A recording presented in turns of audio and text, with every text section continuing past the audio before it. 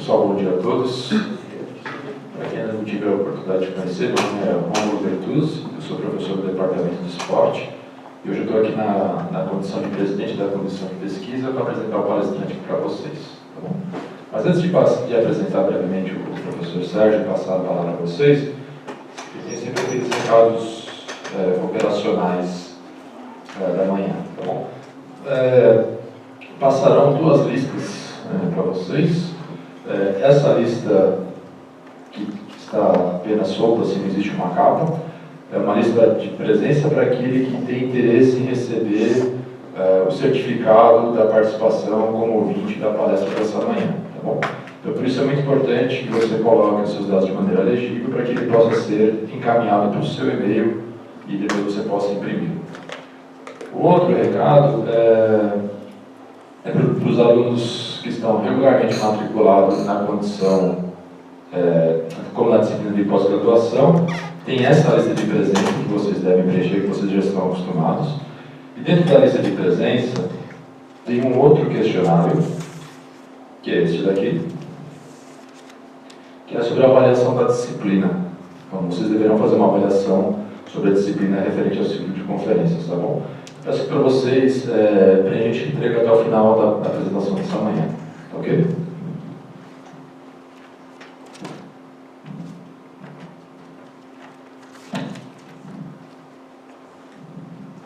Bom, evidentemente o professor Sérgio pode se apresentar melhor, mas eu adianto algumas características do professor Sérgio. Ele é professor do Departamento de Pedagogia do Movimento Humano. O professor Sérgio é um dos mais recentes do departamento, embora a sua história com a ED seja bem longa. Além do envolvimento com o meio acadêmico, o professor Sérgio também tem um envolvimento em todos os setores públicos que ele pode falar com mais detalhe daqui a pouco para vocês. Professor Sérgio, Serginho, como todos chamam, eu agradeço a sua presença nessa manhã, não apenas em meu nome, mas em nome da comissão, por ter aceito o convite, pelas remarcações de datas, porque teve uma confusãozinha com a pós-graduação. Então, eu passo a palavra a você agradecendo a sua presença nessa manhã. Muito obrigado, professor Sérgio. Bom dia a todos. Obrigado pelo convite, professor Rômulo. É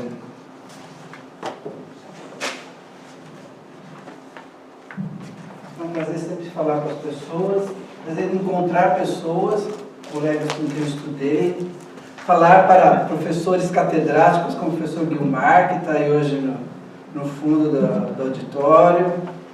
Aqui todos trabalham com gestão de esporte, gestão de educação física, formação em ensino superior. Quem trabalha com formação em ensino superior? Gestão de esporte, gestão de educação física. Trabalha? Minha fala um pouco hoje é refletir sobre algumas questões sobre a preparação profissional em educação física e esporte. O título ele tinha assim, reflexões sobre o ensino, pesquisa, extensão, mas aí eu falei, bom, vamos fragmentar isso para outros textos e aqui nesse momento vou falar sobre perspectivas sobre a prática e de forma geral. Então, o objetivo da minha fala nessa manhã é refletir com vocês um pouco sobre a prática, vilã ou salvadora na formação profissional. Durante muito tempo foi o pressuposto básico de formação e durante muito tempo vem sido atacada como um grande vilão. Qual é a posição de vocês? O que vocês pensam sobre a prática olhando para a preparação profissional?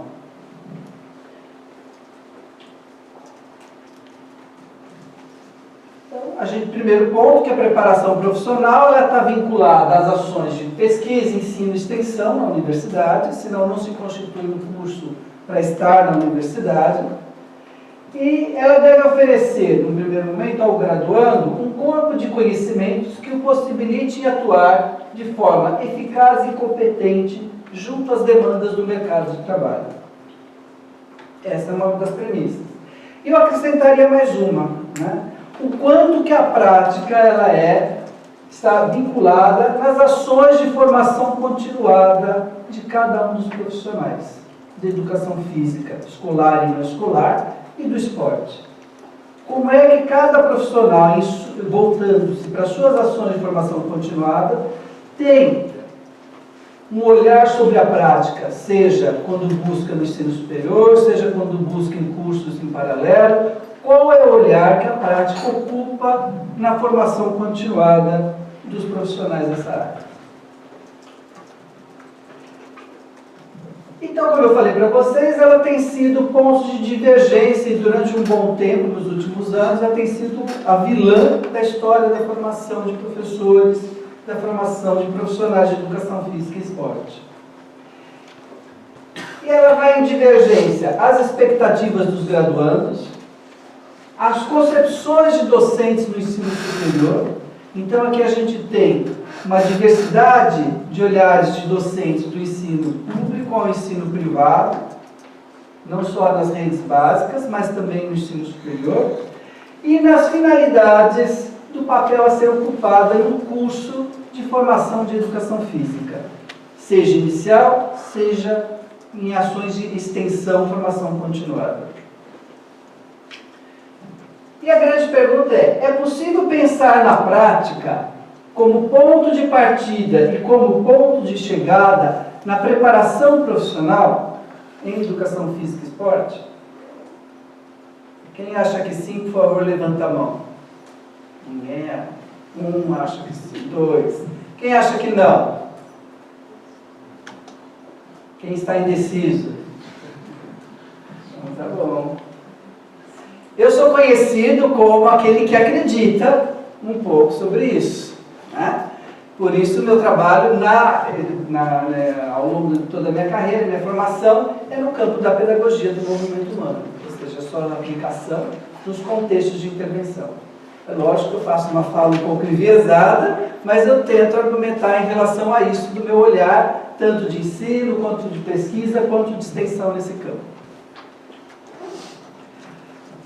Ao se pensar na prática como ponto de partida na preparação profissional, é preciso olhar, então, um modelo de formação curricular e que nós tivemos 3 grandes modelos, propriamente dito, na formação de professores e profissionais da área. O primeiro modelo pensava-se que o profissional, para ser formado em educação física, tinha que ser um exímio demonstrador de movimentos, ou demonstrador da prática. Esse modelo ele vigorou até os anos 80, anos 90. Então, o aluno na graduação, ele deveria aprender, fazer e executar as habilidades, por exemplo, presentes no atletismo, natação, futebol, handebol, basquetebol. Havia, vocês são mais jovens, mas havia ingresso, o ingresso aqui a gente fazia prova prática. E na prova prática você tinha índices para alcançar nota. Você, para alcançar, por exemplo, na natação, eram 400 metros sem parar. Se você fizesse 200 metros e parasse, você talvez zerasse na prova. Só a partir de 200 metros você começava a pontuar de 0 a 10 para alcançar a nota, para passar na prova prática. E a prova prática ela tinha um peso alto na classificação da segunda fase do vestibular. Então, é uma das premissas aqui neste modelo de formação. Por volta dos anos 80, anos 90, a formação nos currículos de educação física na universidade primavam, tanto na formação inicial quanto nos cursos de extensão, que o profissional deveria ser habilidoso para saber desenvolver sequências didáticas para a aprendizagem dos movimentos. Então, ele às vezes ele já não era tão cobrado enquanto performance, mas ele era cobrado em fazer e saber desenvolver sequências didáticas. Uma ação muito mais ligada a um trabalho que a gente chama hoje de não relacionado ao ensino superior, mas relacionado a uma ocupação da educação física. E que hoje isso vem sendo superado, porque você tem inúmeros livros, você tem internet, né? Os jovens e os adultos interagem muito mais com o que é para fazer nesses documentos do que com o profissional. Qual é o papel do profissional nessa situação, então? Nesses 2 modelos, surgem algumas questões que nos fazem pensar ao longo dessas décadas. Uma pessoa com deficiência pode se formar como profissional de educação física e esporte? Uma pessoa com baixo repertório motor pode ser aprovado ao longo do curso de graduação? Um professor somente pode ensinar na prática aquilo que ele aprendeu na formação inicial? Essa questão é uma questão muito forte, tanto no bacharelado quanto na licenciatura. Então, no currículo do Estado de São Paulo, em que participei, junto ao Ministério, para os pressupostos da BNCC, a grande discussão era: eu não tive boxe na faculdade, como é que eu posso dar boxe na aula de educação física na escola? Eu não tive boxe na faculdade, como é que eu posso dar aula de boxe na academia? Certo? Então, o pressuposto que eu só posso ensinar aquilo que eu tive de prática, mas num modelo de executor de movimentos, na formação inicial. Pensando nisso, somente atletas poderiam cursar um curso de educação física e esporte? Somente atletas têm condições de ensinarem as manifestações da cultura de movimento? Essas foram algumas das questões que foram permeando as discussões em políticas públicas, das quais eu participei ao longo dessas décadas. E nós temos, já nos últimos anos, nas últimas 2 décadas, o modelo do aprender a aprender, favorecendo ao futuro professor ou ao professor na escola ou no campo não escolar adotar uma identidade profissional de contínuo pesquisador da sua ação. E o que vem a ser um contínuo pesquisador? É a postura de questionar e questionar-se constantemente a respeito dos conhecimentos que vão ser socializados, de onde vieram, como foram produzidos, qual a aplicabilidade. E aí você tem qual é a aplicabilidade na situação de intervenção profissional. Ou seja, aquilo que se produz, aquilo que se pesquisa na universidade tem serventia na intervenção? Aquilo que a gente faz na intervenção pode ser objeto de estudo e pesquisa? Esse é um outro fator. Né? A universidade avançou bastante nas pesquisas básicas, mas a pesquisa aplicada, não tão valorizada, ela é um campo enorme para futuras pesquisas, mestrados, doutorados, pós-doutorados, no campo da intervenção profissional. Como é que isso gera novos conhecimentos? Como é que isso, sem ser, se você vai fazer mestrado, doutorado, como é que a sua atuação, a intervenção sua ou de alguns colegas, ela é objeto de pesquisa para você ser o melhor professor, seja na escola, seja fora da escola, seja no esporte? Como é que você torna a sua intervenção melhor? Como é que os gestores de educação física e esportes lidam com a formação dos profissionais com os quais eles estão responsáveis? Porque, vejam, a sociedade ainda cobra certos entendimentos que estão distantes do que a gente olha para a educação física. Daqui a pouco eu vou passar um pouco no olhar dos alunos do 3º ano do ensino médio para vocês. Porém, isso eu trouxe uma fala do professor Botani, é um fato que a educação física é uma área com uma identidade acadêmica fragilizada ainda. Uma identidade acadêmica não claramente definida. E por isso gera tantos problemas de interpretação, problemas de entendimentos sociais e entendimentos até do seu trabalho profissional, seja escolar, seja não escolar. É um problema quando se elabora currículos, é um problema quando você organiza planos, ou um problema quando você organiza métodos de trabalho, o olhar, entendimento do que seja o próprio campo da educação física. Isso o professor Guilmar também discutiu ao longo de muitos anos aqui na universidade. O que é que cada um entende por educação física? Se a gente fizer uma pesquisa aqui, cada um vai ter um conceito bem distante um do outro. Significa que a educação física tem um sentido plural? Ela tem um sentido plural, sim. Mas ela tem sentido plural por uma fragilidade na sua consistência de identidade diária. Do que seja propriamente educação física, do que seja propriamente esporte. Por isso é mais fácil eu me assegurar em pesquisas básicas do que olhar para pesquisas aplicadas de intervenção.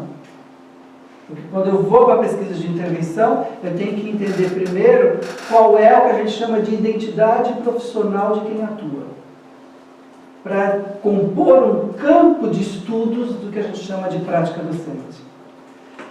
Então, observar a prática, eu olho por dois aspectos. Um enquanto elemento presente nas disciplinas do curso de graduação e o outro enquanto uma praxis de intervenção no contexto que você atua.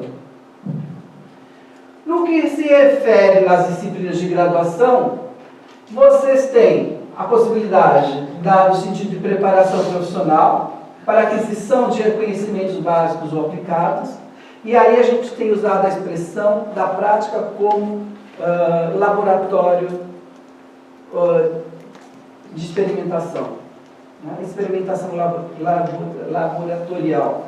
Presentes nas disciplinas de orientação de atividades pedagógicas e orientação acadêmica. Ou seja, quando você pega seus alunos e vai para o ginásio, vai para a piscina, né, você não vai estar mais preocupado que ele seja um grande executor. Você não está mais só preocupado que ele decore sequências didáticas, mas porque ele vai testar determinados conhecimentos relacionados à sua motricidade, que dão respostas para ele fazer planos de organização de intervenção. Você vai ensinar uma criança a nadar, seja na escola, seja fora da escola. Se você não trabalhar a questão do empuxo, a questão da flutuação dele, com a relação do corpo com o meio líquido, descobertas que tem uma série de orientações sobre isso e que cada criança aprende de um jeito. Cada criança, você pode ter um método, mas a relação dela com aquele ambiente gera aprendizagem diferenciadas. Certo?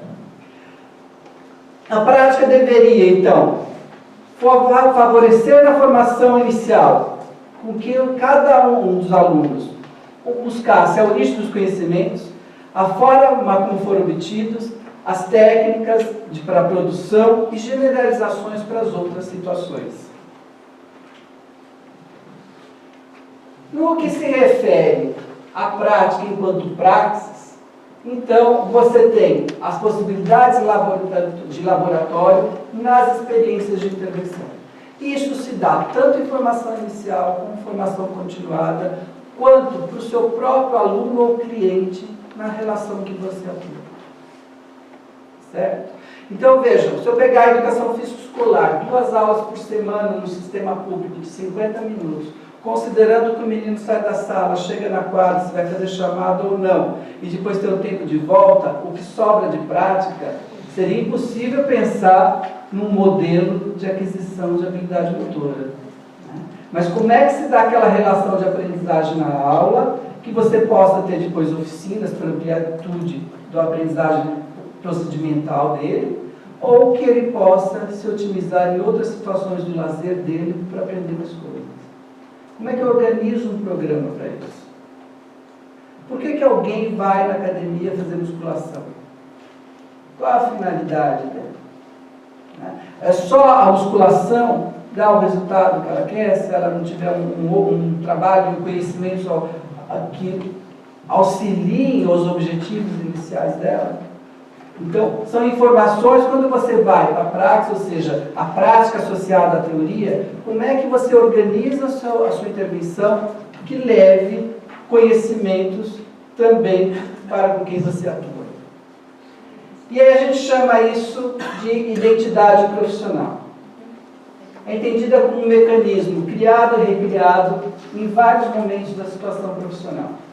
Emerge das situações diretas, das relações e interações entre o profissional e cliente, profissional e aluno, professor e aluno, na situação de trabalho. É resultante de um processo histórico construído e reconstruído, e que vai formar, né, o ser professor, e que esse ser professor tem uma implicação direta com o que a gente chama de prática docente. Certo? A prática docente está relacionada com o que veio chamando aos modos de ser e atuar como professor. Isso vai desde dos princípios de gestões, de organização dos planos de trabalho, a operacionalização desses planos de trabalho nas situações de prática. Como é que cada um é e atua como professor em diversos momentos. Desde as relações moldadas em você se organizar o seu plano, o seu programa, desenvolvê-los, e até as questões da imprevisibilidade, que alguns autores estão chamando a magia do ato de ensinar, aquilo que não está previsto e que acontece numa situação de relação. Se é magia, eu não sei, mas é uma imprevisibilidade. Como é que você lida com algo que apareceu de repente e não estava programado? Ou no dia que você não preparou direito sua aula, seu trabalho, você vai dar aula na raça ali na situação. Como é que você lida com o imprevisível? Então vai desde a organização, da gestão, até as situações pouco elaboradas. Como é que eu atuo e como é que eu vou ser como professor nessas situações. Para isso eu venho discutindo, nos últimos anos, projetos que possibilitem ao futuro professor, ao futuro profissional e ao profissional tomar as rédeas de gerenciamento desse processo, como contínuo investigador da prática, buscando uma aproximação constante e gradativa no campo de intervenção profissional.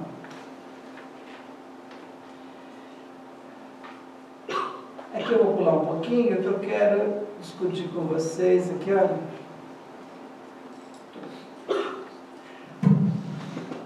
Uma das questões que eu falei para vocês, na feira das 12ª Feira de Profissões de 2018 USP, nós fizemos um levantamento com os alunos que passaram, de ensino médio, que passaram no Standard da Educação Física e Esporte. Então, tinha lá, foi feito um questionário semi-estruturado, e que a gente constatou que a maioria deles esperava por uma carga horária na universidade, se eles passassem, do fazer. Eu assim, mas o fazer relacionado como? Então, como você espera que sejam as aulas no curso de Educação Física e Esporte? Dinâmicas, muito boas, práticas e pouco teóricas, com grande parte das aulas práticas, agitadas e ou interessantes, que aprofundem ao máximo em cada modalidade do esporte, dinâmicas com teoria, é claro, mas não tão monótono, como professores interativos que utilizem a prática como aula principal. Eu estava lá acompanhando os alunos da escola no stand, e aí veio uma turma de Cubatão, umas escolas de Cubatão vieram com um ônibus e tal, e aí estavam passando, e aí uma professora, olha, o stand da Educação Física, vamos levar uns folders para aqueles alunos fulanos, ficando Beltrão, que não gostam de estudar, isso aqui é bom para eles prestarem, né? Eu só olhei uma vontade de chamar a professora para conversar, mas é um estereótipo. Né? Ela associou ainda uma professora responsável por alunos, levando alunos na feira das profissões. Ela não era de educação física, mas reproduzindo representações. Os alunos com ainda formações e informações que parecem que não chegaram naquele modelo do aprender a aprender. Nem para eles e nem para os seus professores. Em relação aos vestibulandos, o que eles entendem então por educação física e esporte? Quais são os fatores que contribuíram para a formação ou representação desses conceitos? Quais são as expectativas para um curso de preparação profissional? Como receber esses ingressantes e preparar novos caminhos formativos? Essas crianças, hoje têm 18, 17 anos, passaram por uma escolarização desde os 6 anos ou 4 anos de idade e estão reproduzindo modelos de formação e entendimento de educação física bem distantes do que eram antes. Quanto tempo eu tenho?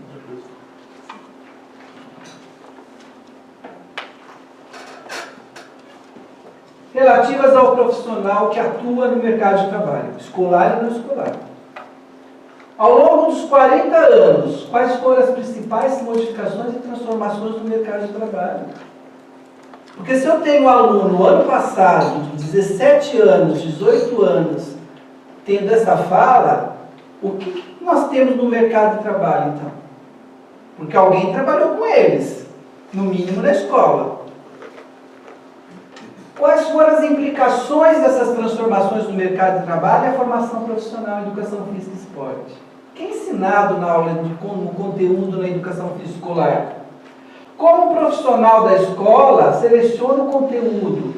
Como o profissional de educação física e esporte no mercado de trabalho reproduz essas representações no campo? Muitas vezes o jovem de 16, 17, 18 anos não quer fazer aula de educação física, mas vai a uma academia. E esse jovem está reproduzindo informações de um modelo de entendimento de educação física que passou por um profissional. Qual é a percepção desses profissionais sobre o curso de formação inicial que eles tiveram? E qual é o envolvimento desses profissionais com a própria formação continuada deles? E relativas ao ensino superior, nada mudou na formação ao longo de 40 anos? Quem são os docentes do ensino superior? Formadores de profissionais da área. O que esses docentes concebem por educação física e esporte? Que é uma cadeia. Se esses jovens de 17 e 18 anos apresentam esses conceitos, eles vivem no meio social, tiveram aulas na escola ou fora da escola, que auxiliou a reprodução desses conceitos, por profissionais da área, educação física e esporte, que por sua vez são formados no ensino superior. São formados no ensino superior, quais são as concepções? Quem são esses docentes? O que eles concebem por educação física? O que se ensina em relação ao ensino superior relativo à intervenção profissional? Como está organizado o currículo nos cursos de formação universitária? O que estudam os professores de professores? O que é oferecido em formação continuada dentro de uma universidade? Pensando em tudo isso, acompanhando as discussões que foi tendo ao longo do Ministério nesses últimos anos, vem se discutindo muito a organização não só da educação física, mas da escolarização, por exemplo, em torno de projetos temáticos. E eu venho pensando um pouco sobre isso, refletindo no curso de preparação profissional, né, como pontos de partida e como ponto de chegada também na formação de profissionais. Quando que esses projetos temáticos poderiam acontecer? Em qualquer momento. No final de um semestre, de um ano letivo, de um núcleo de formação básica, ou ao final de uma graduação ou de uma habilitação. Experiências similares de aproximação com a intervenção já deveriam acontecer nas práticas pedagógicas e nos estágios supervisionados. Tudo bem. Considerando isso, né? Pensando em projetos temáticos, esses projetos deveriam partir das demandas de interesses dos graduandos, oferecer oportunidades de escolhas de itinerários. Não faço, mas Sérgio, o que é isso, escolha de itinerário? É algo que vai estar sendo pensado no ensino médio. Vocês estão acompanhando as mudanças do ensino médio?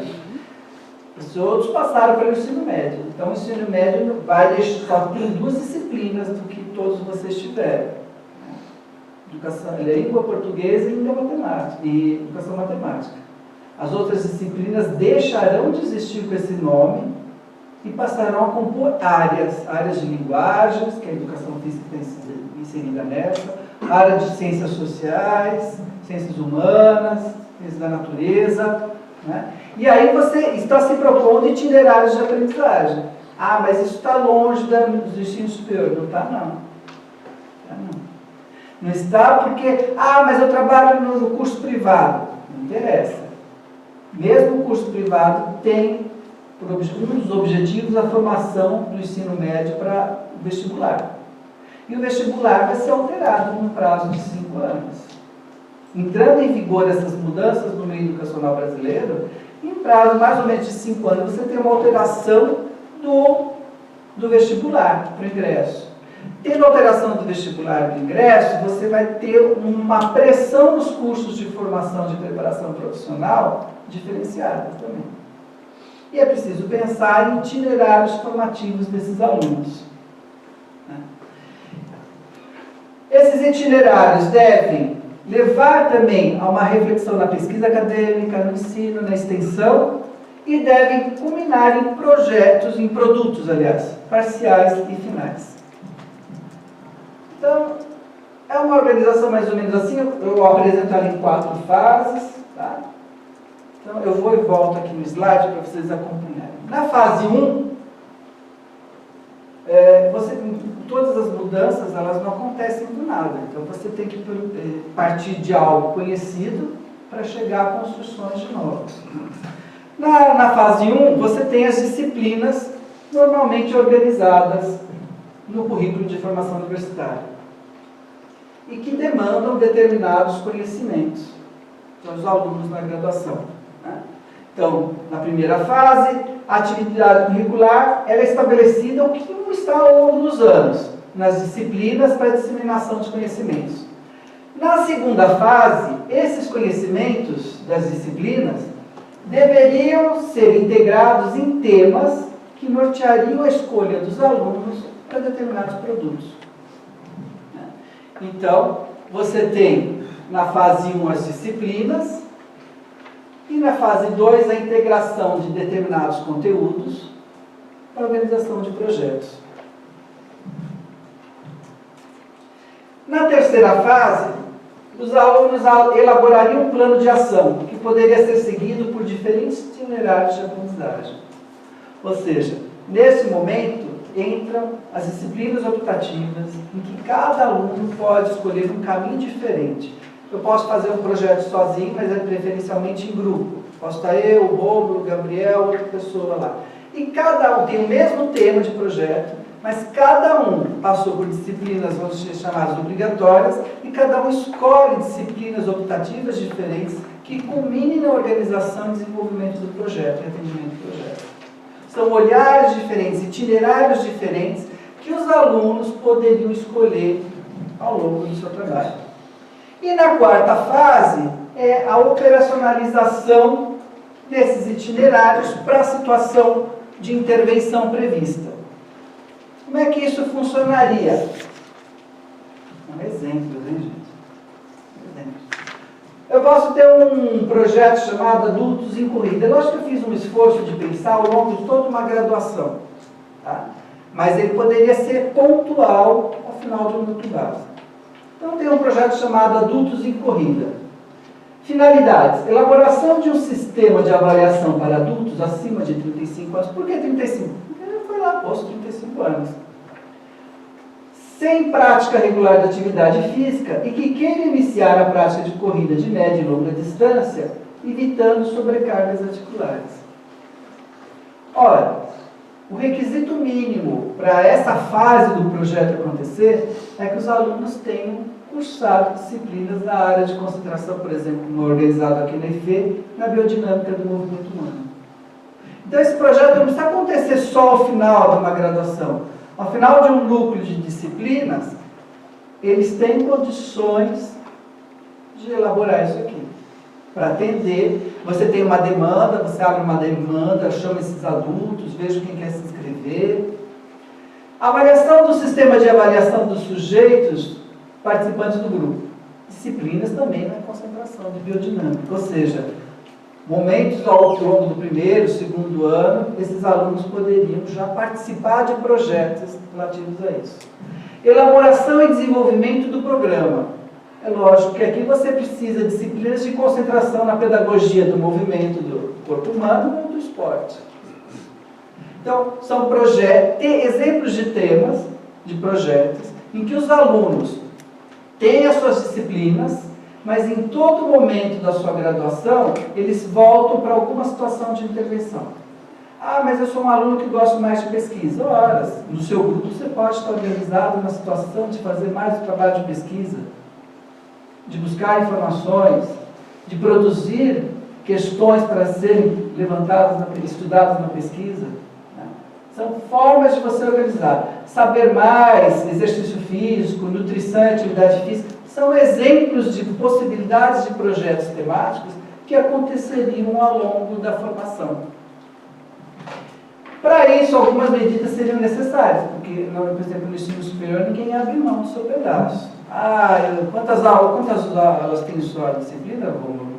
9 por semana. Uma vez por semana? 4 horas. 4 horas. Falar para o Romulo, olha, a sua disciplina agora vai ter 2 horas por semana ao invés de 4. Ele vai ficar muito bravo. Né? Então, não é tão simples assim. Não falando que essa reestruturação deveria acontecer aqui. Estou pressupondo, são perspectivas de organização de trabalho. Então, os professores deveriam saber o que a gente chama hoje, o que é negociável e aquilo que é inegociável dos seus conteúdos. Aquilo que é inegociável tem que compor disciplinas obrigatórias.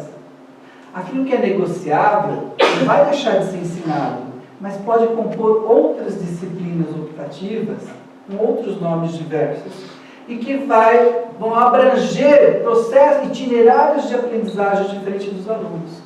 Então, eu posso ter uma disciplina optativa, uma sala cheia com 50 e a outra com 10, mas é o aluno que faria escolhas por determinados itinerários formativos na sua formação, com os conteúdos que estão presentes.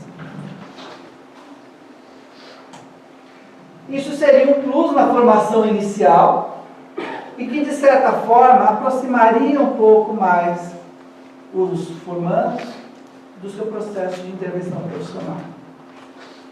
Certo? É o melhor modelo? Não sei, é uma perspectiva, não estou falando que este é o modelo. São perspectivas a serem pensadas a partir de reformulações e necessidades educacionais que vêm acontecendo na educação básica e que vão pressionar o ensino superior. E que já ingressam no ensino superior alunos que se desapontam com os cursos de formação inicial.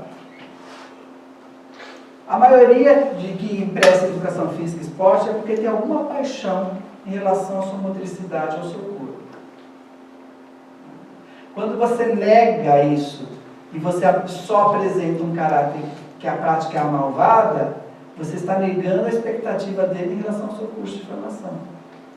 Então a ideia é trazer um pouco esse futuro profissional em relação ao seu campo de trabalho. Isso pode acontecer na formação continuada? Pode acontecer na formação continuada, sim.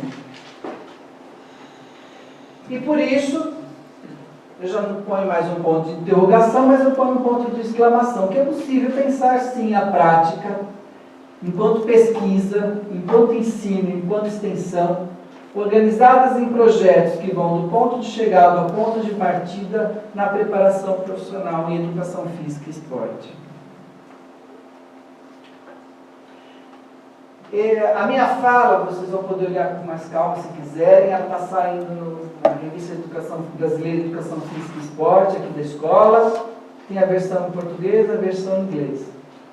Tá? Ela sai agora no volume 33, número 1, deve sair esse mês já, né?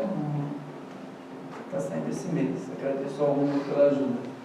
E qualquer coisa, meu contato por e-mail é este. Desculpa ter excedido um pouquinho o tempo.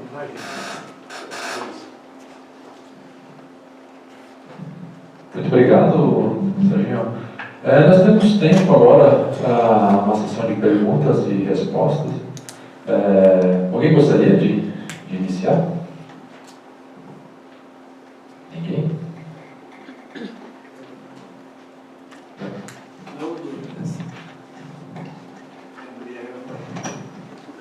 Sérgio, explica um pouco mais para a gente como está sendo a sua experiência com a disciplina que você está, com a qual você está trabalhando na educação física adaptada e como você está tentando trabalhar com a questão de identidade, os itinerários dos alunos, etc. Eu trabalho na disciplina de formação de professores aqui no curso de licenciatura. E a gente tem uma atuação na área de formação de professores nas escolas. Então, os alunos vão às escolas, a gente vai conhecer um pouco assim, de cada espaço, da organização do seu espaço, das questões de infraestrutura, a questão de como a gestão, direção da escola organiza, a coordenação trabalha, quais são as metas escolares, como é que o professor atua, quais são as expectativas dos alunos. E aí os alunos vêm nas aulas, tem todo um conteúdo do movimento de educação inclusiva, e a gente vai organizando tanto os conteúdos a partir do que a gente chama de projetos de vida. Então, nos projetos de vida, os alunos fazem um trabalho que a gente chama de pesquisa autobiográfica, em que tematicamente eles vão escrevendo sobre si. Eu vou intervindo na escrita deles, para que cada um vá buscando o que é a essência de si próprio, que vai constituir um pouco seus modos de ser professor, seus modos de olhar a escola, seus modos de olhar a prática, seus modos de futura intervenção e de intervenção. Aí, associando aos conteúdos, a gente organiza isso em projetos de intervenção, e esses alunos voltam um pouco às escolas, para conviver um pouco mais com os professores, participar da vida do processo ensino-aprendizagem, e depois eles vão intervir nas escolas, nessas práticas. E a gente vai reavaliando o quanto que cada um, não só o programa que deu certo, mas como é que cada um desenvolve o seu programa, os seus modos e entendimentos de ser professor, como é que constitui a prática docente de cada um. Essa tem sido a perspectiva de pesquisa. Então você tem uma disciplina, que é a Educação Física Escolar Adaptada, tem os seus conteúdos que vão passar pela educação especial, as deficiências, deficiência motora, intelectual, visual, os transtornos globais de desenvolvimento, o autismo, tem todos esses conteúdos. E como é que isso vai sendo associado na formação e entendimento de ser professor e atuar como professor em relação a essas perspectivas de trabalho. Esse é um pouco que a gente vem fazendo esse movimento. Como é que se dá a prática docente, como é que eles se olham, observam e transformam a sua prática num material de estudo para si próprio também. Não sei se eu me fiz claro.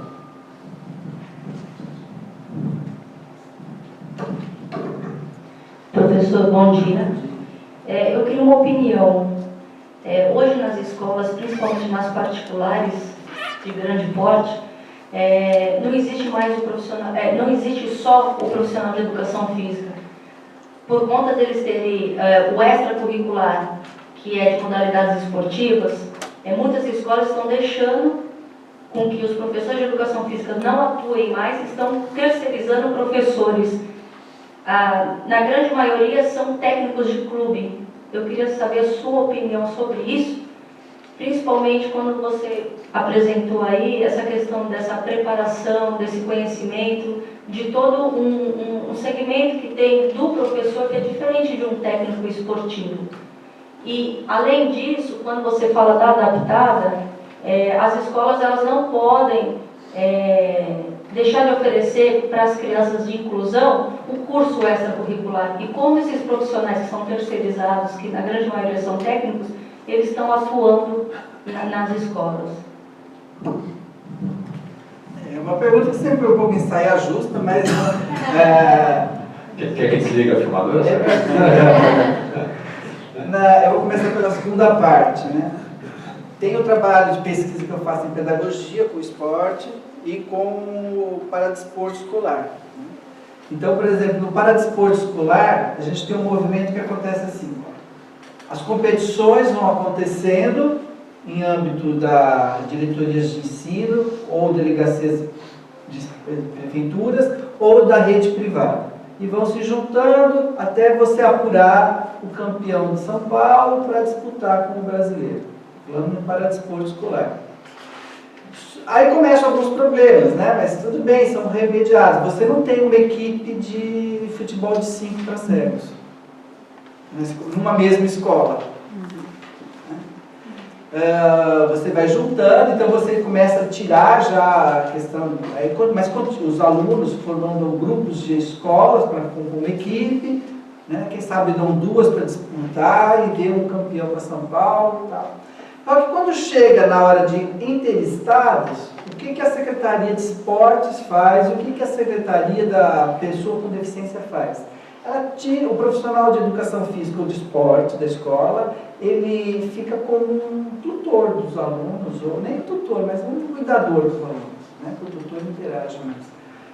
E quem vem é um técnico para a parte interestadual. Então você tem os jogos para desporto escolar, quando ele entra na fase interestadual, ele já é um técnico. E que aí, nesse sentido, você, por vezes, dependendo da experiência formativa dele, perde o caráter educacional e fica um caráter somente extremamente competitivo por natureza própria do esporte. A rede particular, de forma geral, precisa ver os pressupostos da escola. Ela é uma empresa. Ela oferece um serviço. Na rede pública, você põe o seu filho mais perto de onde você mora, ou de uma escola melhor classificada, no ranking de avaliações. A rede particular, ninguém pôs uma arma na tua cabeça e falou, escreve teu filho lá naquela escola. Então ela vende um produto. Né?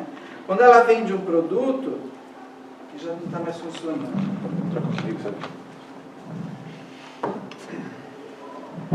Quando ela vende um produto, os pais estão escolhendo o que querem. É lógico que entra aí os conceitos de representação de campo, de áreas, de educação física e tudo mais. Né?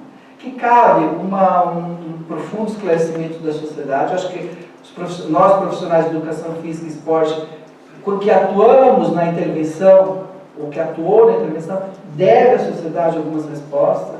Porque não é possível que os alunos do ensino médio de 18 anos apresentem ainda esses conceitos. Né? É totalmente distante o que se vem discutindo. O que deixa claro? O distanciamento da universidade com a sociedade. Então, assim, eu acredito que a escola deveria ter os seus meandros de formação esportiva, tá? De extracurriculares. Então, tem a educação física escolar, com os seus profissionais de educação física, tem o esporte, que a gente chama de esporte da escola, que é ainda com o profissional de educação física. E a hora que ela vai saindo para o esporte de rendimento, aí, infelizmente, nem sempre aquele profissional de educação física dá conta. E aí, talvez, entre a necessidade de contratação. Ah, mas isso não é certo. É uma das realidades, mas é um produto oferecido por uma empresa. A escola é uma empresa, ela vende um produto X. Então, o professor Guilmar vai falar assim, quem é o melhor capacitado para o mercado de trabalho nessa situação? Né? E depende do produto que está sendo oferecido. É que muitas vezes as escolas particulares fazem um sucateamento do profissional para colocar um instrutor e não um profissional formado mesmo. Esse é o pouco olhar que eu venho apresentando. Fala, Guilmar. Eu atendi sua resposta? Sim.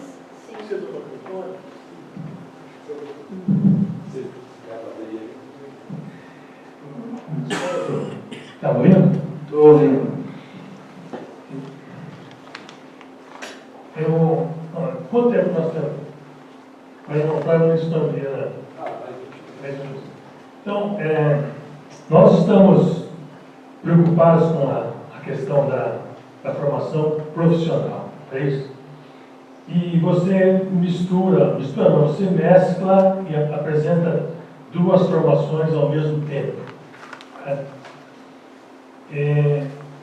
Essa escola aqui, em 1992, tomou uma decisão séria em termos de universidade, colocando-se paralelamente com as melhores do mundo e apresentando sugestões diferenciadas. Foi quando nós tomamos a decisão de esporte é uma coisa, educação física é outra. Quer dizer, não dá mais para, em 2019, a gente continuar no mesmo barco. O esporte é um fenômeno social indiscutível e necessita de um profissional preparado para dar respostas a ele. Então, respostas a ele que eu digo é o seguinte: vem o reitor, bate nessa porta agora e pede para nós: olha, eu preciso de alguém que entenda na preparação de um alpinista para escalar o Monte Everest e ganhar o título mundial. Eu sei fazer isso. Quer dizer, que profissional que sabe fazer isso? Eu quero saber como é que eu preparo um piloto de Fórmula 1 para durante 25, 30, 45 voltas, 1 hora correndo na pista. Como é que prepara? Alguém sabe fazer isso? Isso é esporte. Não é isso? Agora, a educação física é outro setor. E na parte escolar?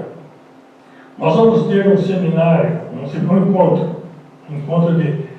segundo encontro de estudantes de cursos de licenciatura em Educação Física.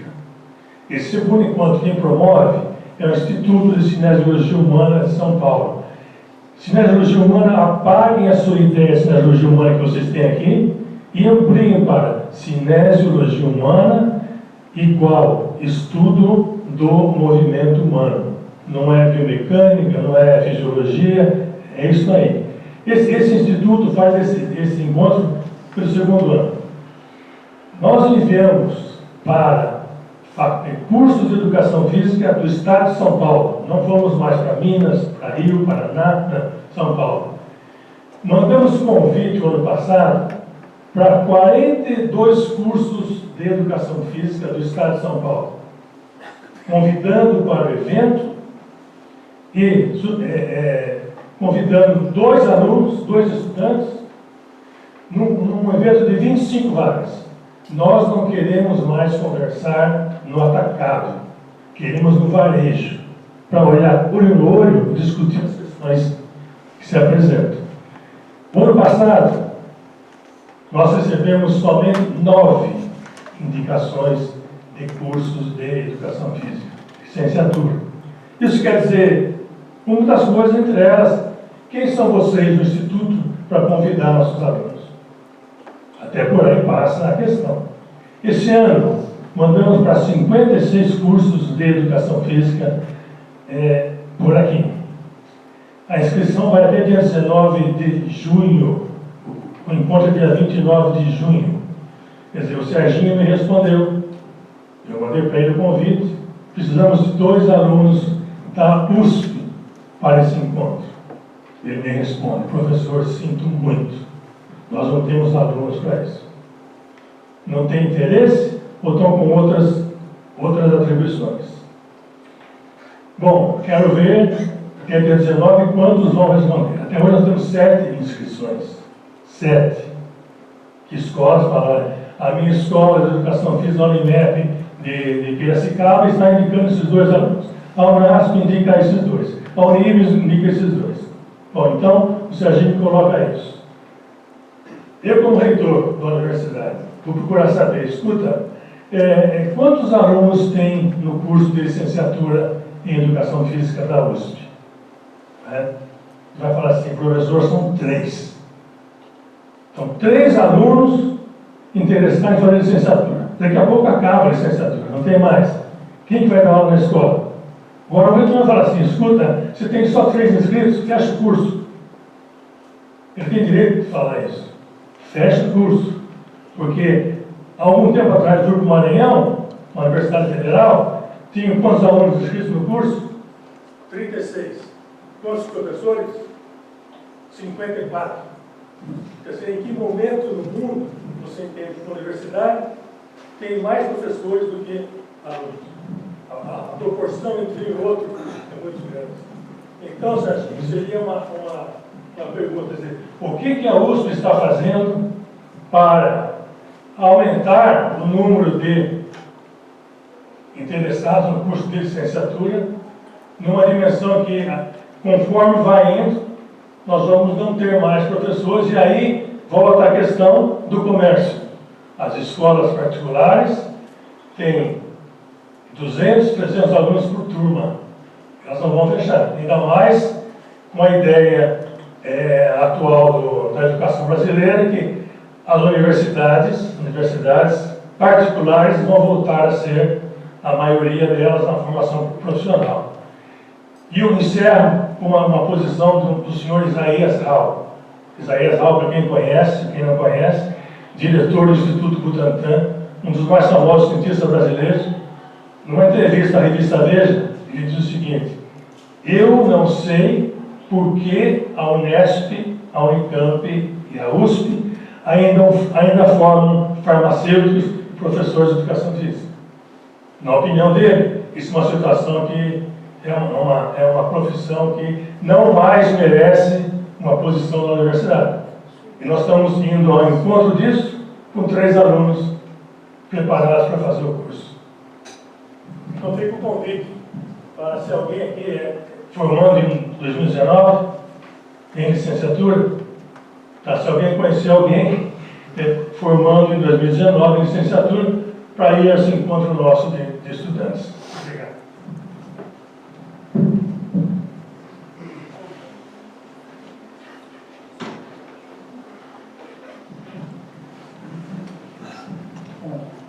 São várias coisas, eu vou tentar me enxugar um pouquinho, viu? Quem não conhecia o professor Guilmar, é um privilégio para vocês conhecerem. Eu vou voltar à primeira questão da sua fala. Realmente, eu me reporto exatamente isso. O que é de educação física é educação física. O que é do esporte é do esporte. Tá certo? É que a gente não pode esquecer que o fenômeno do esporte produzido na escola não é o fenômeno do esporte de rendimento. Né? Agora, quando ele se associa ao rendimento, ele tem lá suas características, sim. A minha fala em relação aos projetos temáticos, há momentos, sim, que os alunos que escolheram o esporte de rendimento e os alunos que escolheram o bacharelado em educação física ou bacharelado em esporte podem, nos seus itinerários formativos, escolherem disciplinas que são de comum acordo. É uma possibilidade. Também. Ela não é excludente, mas ele tem que saber o que é característico da sua formação em que ele está escolhendo. Em relação aqui à Escola de Educação Física, a gente vem discutindo nos últimos 2 anos sobre o processo das licenciaturas como um todo.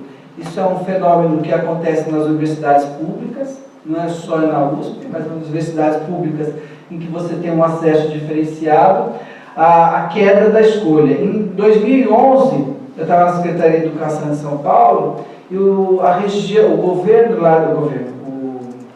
região de Jundiaí solicitou à Secretaria de Educação se no ensino médio eles poderiam liberar de colocar somente os pedagogos para dar aula, porque por falta de professores especialistas.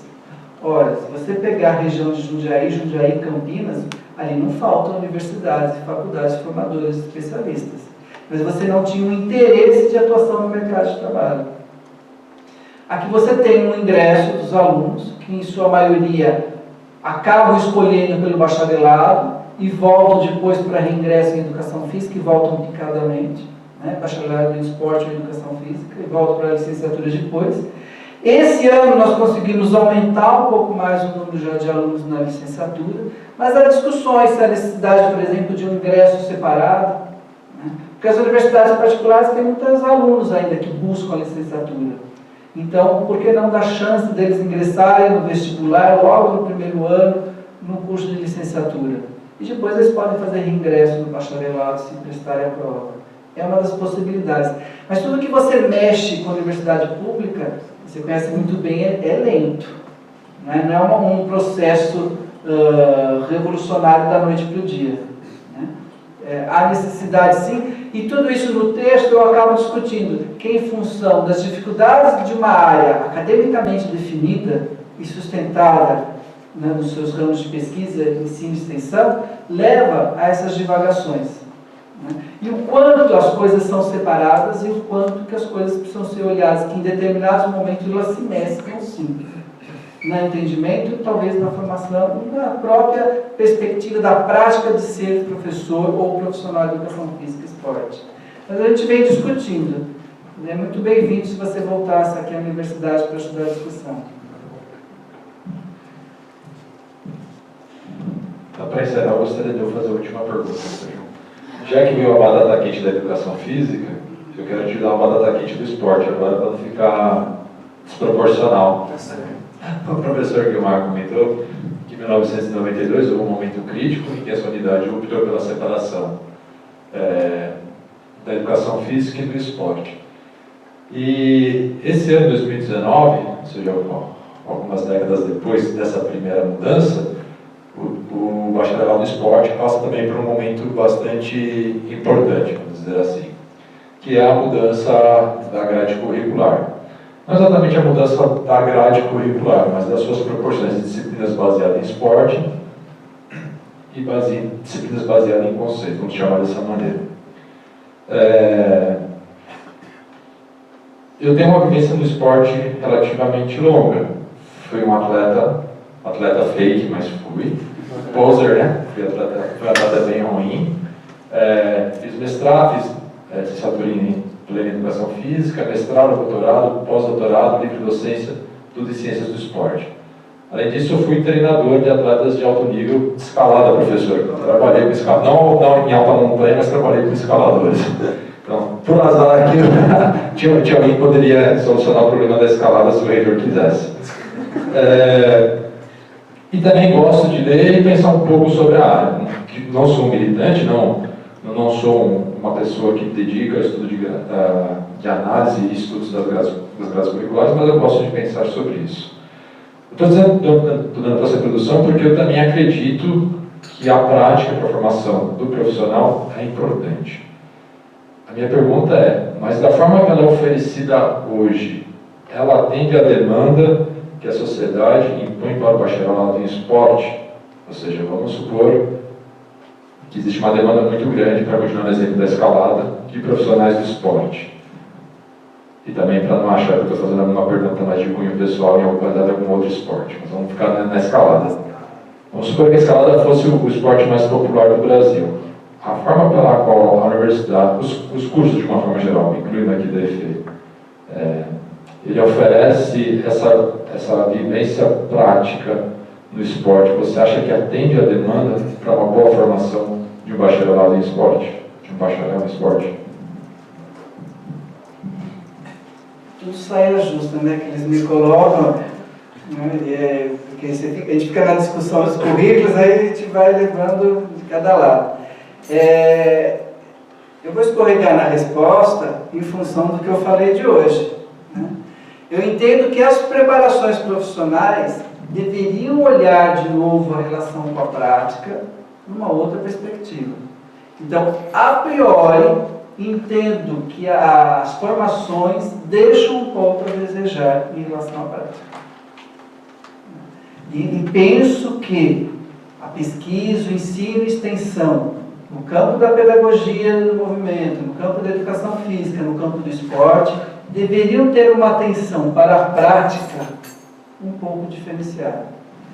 Trabalhar, aproximar um pouco mais os contextos da graduação do próprio campo de intervenção. Essa é a minha fala do que eu vim trazer hoje. Eu sinto a necessidade, não só da educação física, mas a partir da sua pergunta, a necessidade de aproximar também a formação inicial e a formação continuada do próprio campo de intervenção que a pessoa quer, a pessoa escolhida. Tá, mas eu vou piorar a situação. Não, é brincadeira. Então, o departamento de esporte está tentando uma mudança na estrutura da grade curricular, em que o aluno tentando também mudar algo que já é tradição no Brasil, que são os cursos baseados em esporte. Então, toda a grade curricular você vai encontrar lá basquetebol, futebol, voleibol e vários outros esportes. A intenção do departamento é que esses esportes continuem existindo na grade.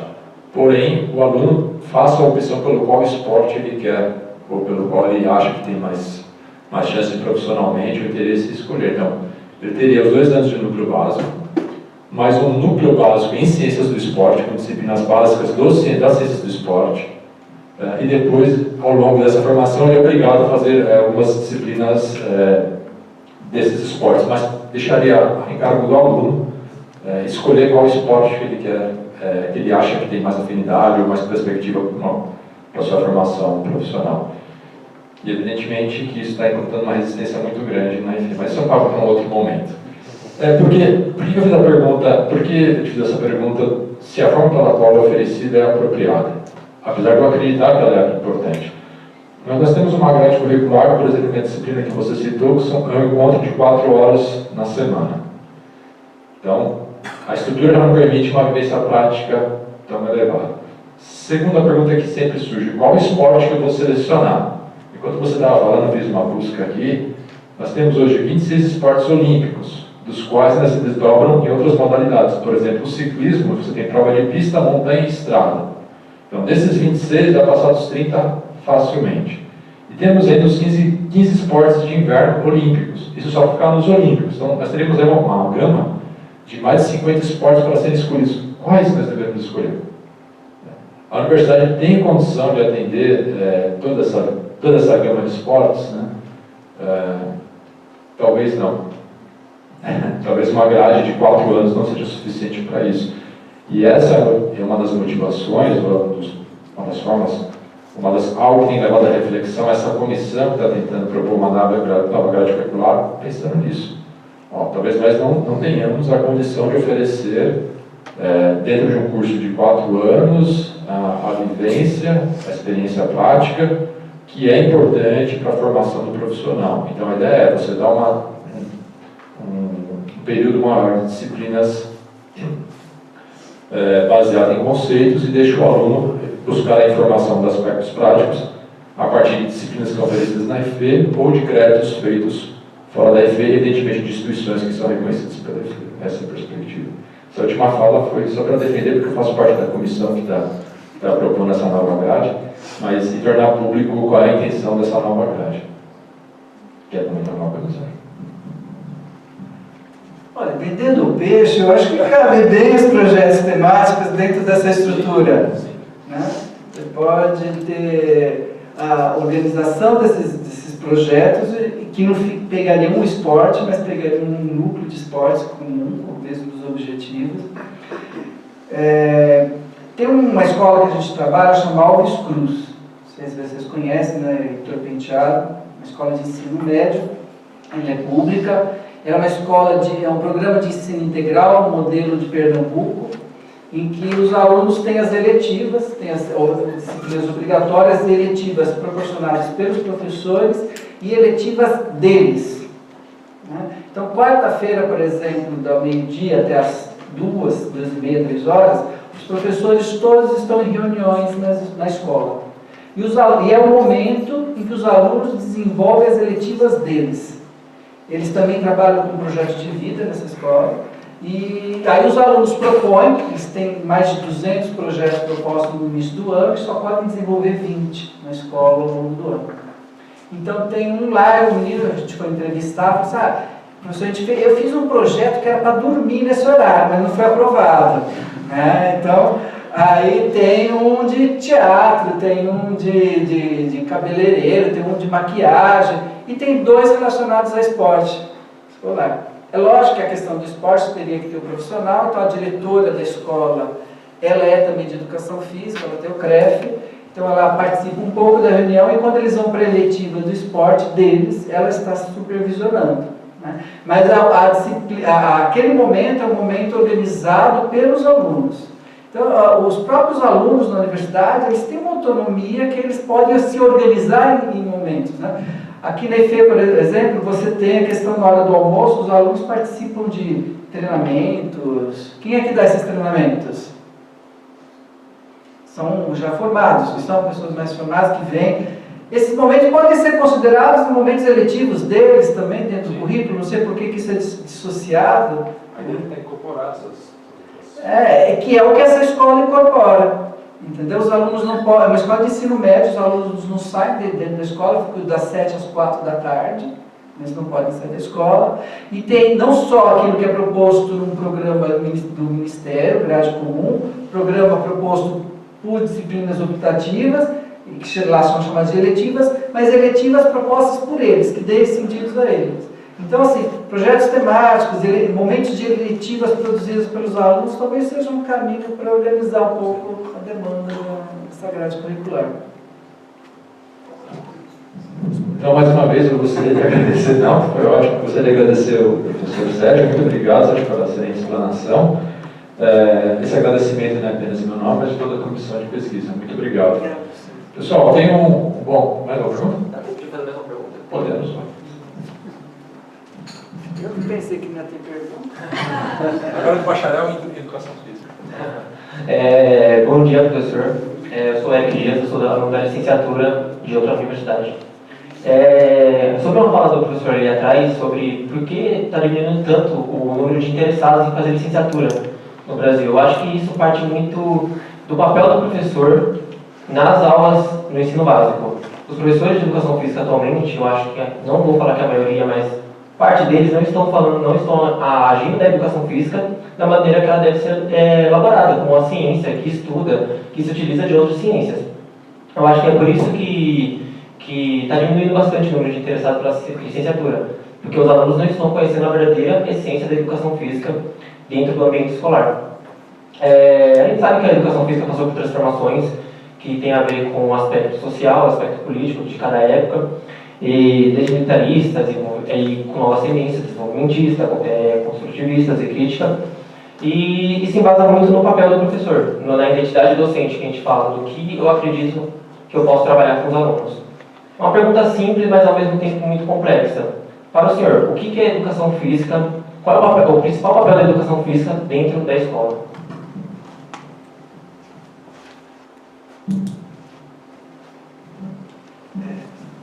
Educação física escolar no Brasil é um balaio de gatos, né? Porque você tem ela no mundo inteiro concebida na área da saúde, praticamente. E você tem no Brasil ela alocada na área de linguagens. Né? Então você forma profissionais da saúde e quando vão para a escola eles são profissionais de linguagem. O professor chega na escola, o que é que eu vou fazer em linguagem? Novo ensino médio, ele é um profissional de linguagem, não vai ser chamado de professor de educação física, vai ser chamado de profissional de linguagem, professor de linguagem. Então você tem já um primeiro problema. Esse ano eu fui lá trabalhar um pouquinho na São Francisco State, lá nos Estados Unidos, e a integração do projeto de estágio, que é um dos projetos que eu venho fazendo, há uma integração do currículo da universidade, com o currículo escolar, com o que é desenvolvido nas escolas, com o sentido, né? Aqui você tem essa dificuldade, você faz licenciatura, você tem disciplinas como anatomia, fisiologia, tal. Aí você vai chegar na escola, você vai ter o currículo de linguagens. Qual é a relação? Entendeu? Então você tem um primeiro déficit aqui de problema. É lógico que eu entendo que o papel da educação física na escola é socializar conteúdos relacionados à cultura de movimento. Seja conteúdos procedimentais, atitudinais, conceituais, mas estão relacionados a isso. Com predominâncias diferentes ao longo da escolarização, mas esse o grande papel. Mas é muito dificultoso para o profissional de educação física, que se forma como profissional da saúde, chegar na educação básica e ser entendido como profissional de linguagem. Não é simples essa transposição para ele, não. Somente, eu não sei se a rede pública mais segue, mas na rede particular, mas a rede pública, ela é caracterizada como profissional de linguagem. Complementando o que ele falou, e junto com o que o reitor falou sobre a questão, né, falando um pouco da identidade do professor hoje e a questão também de por que hoje uma pessoa não quer mais ser professor.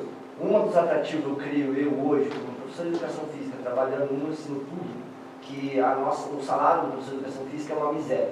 Você ganha 10, 11 reais a hora aula. Você precisaria dar no mínimo, para você ganhar 100 reais o seu dia, que seria ainda não tão bom, né, um salário tão bom, você tem que dar no mínimo 10 aulas. Só que o governo ele já te restringe em quantidade de aulas que você pode dar durante algum tempo que você ainda não é efetivo. Então, ou seja, você só pode dar um salário de R$ 1.800. Então, você não pode ganhar mais do que isso durante vários anos da sua vida. Então, o professor de educação física, ele precisa estar 3 anos estudado, com o CREF na mão, para poder atuar como profissional. Então, só aí ele vai poder atuar como um profissional. Chegando lá, para você conseguir aula, você não consegue aula de educação física. Porque os professores mais antigos, eles vêm, pegam as aulas que eles têm ali, já que eles podem pegar, esperam um tempo, pegam uma licença, pedem licença e vazam das aulas deles. Aquelas aulas, acaba o professor de educação física não dando aula. Sabe quem dá aula? O professor substituto, que fica em sala de aula falando sobre qualquer coisa com o aluno. E aí o professor de educação física, que é formado em educação física, não consegue pegar a aula específica. Sabe o que ele vai pegar? Biologia, que é a correlata dele que não tem professor. Que é o meu caso, que eu já não consigo pegar aula de biologia. Eu estou há 2 anos e para mim conseguir atuar como profissional, eu tive que pegar a aula da minha correlata, que é biologia, que graças a Deus ainda consegui desenrolar alguma coisa ali. Mas então, eu queria assim, que a identidade do professor está comprometida, já começa na base do salário. Porque não tem como você manter uma pessoa 3 anos estudando, sem um salário digno. E quando ele é formado, pronto para atuar, ele chega, ele não encontra emprego. E aí quando ele encontra um emprego, ele tem que ganhar uma miséria, porque ele não pode ganhar mais do que R$ 1.800. Você entende? Então assim, a identidade do professor está comprometida, lógico. Você não dá uma estrutura para o professor ele criar uma especialidade, porque hoje eu estou aqui nessa palestra, porque lá na escola eu falei que hoje era um dia que, no caso, eu teria de manhã biologia e à tarde educação física para o ensino fundamental. Eu falei, não, eu vou doar sangue, né? Eu falei para eles, eu vou doar sangue e vou lá na palestra. Porque chega uma hora que se a gente não começar a criar um outro rumo, sair fora da escola mesmo, a gente não vai conseguir alimentar nossa família, nosso filho, não vai conseguir ter uma vida digna. É o que eu digo. Então assim, hoje eu estou na escola dando aula, igual vários estão lá, mas já pensando assim, ó, eu vejo a hora de sumir daqui. Porque aqui, beleza, estou aprendendo constantemente, porque você está lidando com o ser humano.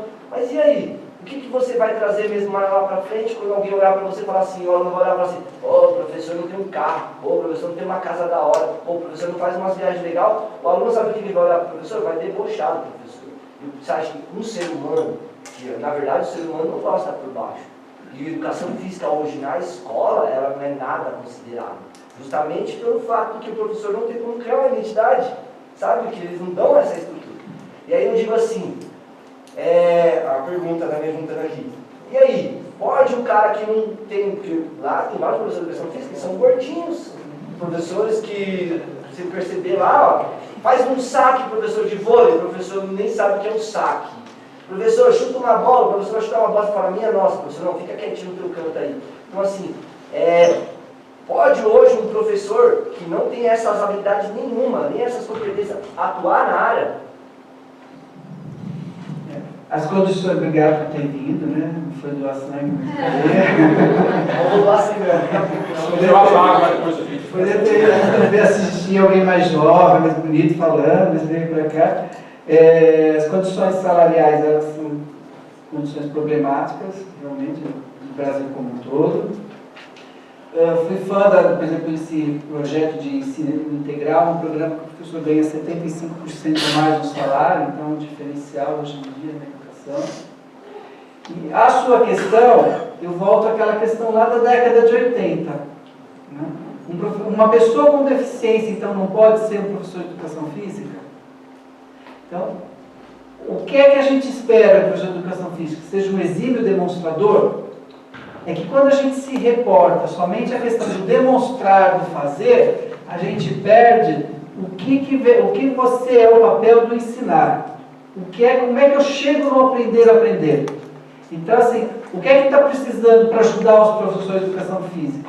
Ter cursos de formação continuada, para quando dizer que ele dê o pulo do gato e chegue no modelo curricular do aprender a aprender, para ele e que também leve aos alunos, sem desconsiderar a aula de educação física na sua prática, na questão de fazer, não de fazer pelo fazer, mas da essência que é o que trouxe os profissionais para um curso superior que te levou. Por que você escolheu educação física? Por causa do esporte. Quando eu cheguei lá, o meu coordenador falou assim, ó, se você veio por causa do esporte, esquece, porque educação física não é esporte. Olhei pra cara dele assim, falei, professor, para de brincadeira. Mas aí, falando um pouco mais... Sérgio, posso só dar uma contribuição em relação àquilo que está sendo colocado? Eu também sou formada em educação física, fiz licenciatura plena, que na minha época eu só tinha licenciatura plena, não tinha essa divisão. Eu estudei na Universidade de Taubaté e lá no meu último ano, na cadeira de natação, meu professor muito criativo, para a gente ter uma pseudo noção de nado sincronizado, ele sugeriu que nós nos reuníssemos em grupos, né, em alguns duetos, no meu caso foi um quarteto, e baseado nos movimentos da natação, a gente criasse coreografias, né, com os elementos da natação, para poder estar desenvolvendo um pouco, né, utilizando algumas coisas relacionadas à música e tal, dentro do nado sincronizado. Eu nadei desde pequena, sempre fiz natação durante muito tempo, balé clássico. E essa habilidade, essa criatividade dele de tentar passar um pouco, né, das coisas do nado sincronizado, não habilidosamente, né, do nado em si, não a estrutura de figuras, mas de música, de tempo para saltar da borda, algumas coisas, alguns elementos, para mim foram suficientes para depois disso eu pesquisar um pouco mais sobre a modalidade, me apaixonei pela modalidade. Aí eu procurei a Federação Aquática Paulista aqui de São Paulo, acompanhei um pouco o trabalho da Meiko, o trabalho da Andrea Cury. De início, eu simplesmente olhava os vídeos e tentava fazer alguns movimentos, e com isso eu comecei a trabalhar, fazer o meu primeiro trabalho básico de escolinhas, aí fui na Federação pegar junto com a Andrea Cury e com a Meiko um pouco mais de base, sem nunca ter feito nada sincronizado na minha vida.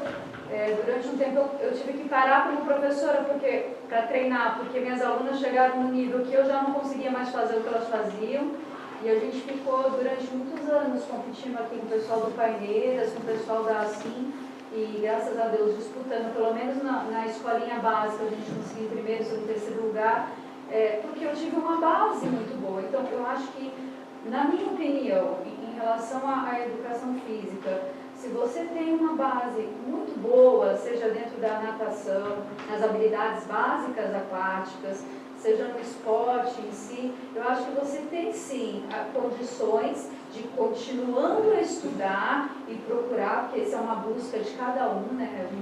Cada um sabe o que move, o que você veio buscar aqui, se desenvolver melhor naquilo que vai ser a sua grande paixão, ou que vai ser o seu grande diferencial academicamente ou profissionalmente lá fora, sabe? Mas eu acho que a universidade, ao meu ver, pelo estudo que eu tive, ela tem que te plantar essa semente. Ela não tem que te dar o tempo inteiro tudo pronto. Eu tenho que sair daqui o melhor para dar basquetebol. Não. Eu tenho que ter uma base muito boa, uma semente muito bem plantada, e eu tenho que ter essa necessidade de buscar, de me desenvolver e de ensinar o outro a fazer o melhor dentro daquilo que eu posso me propor a ensinar. Então, eu acho que é um pouquinho isso, assim. Porque o processo dela é um pouco desse aprender o que ela narra, né? Que é o pulo do gato que a gente tem que dar na formação e na atuação profissional. E que isso tem pontos que podem ser levados para pesquisa, podem ser levados na extensão. Essa é a ideia da provocação do texto de hoje. Agora sim, em virtude da jantar da hora, vamos finalizar. Obrigado mais uma vez, Sérgio. Obrigado, obrigado pela paciência.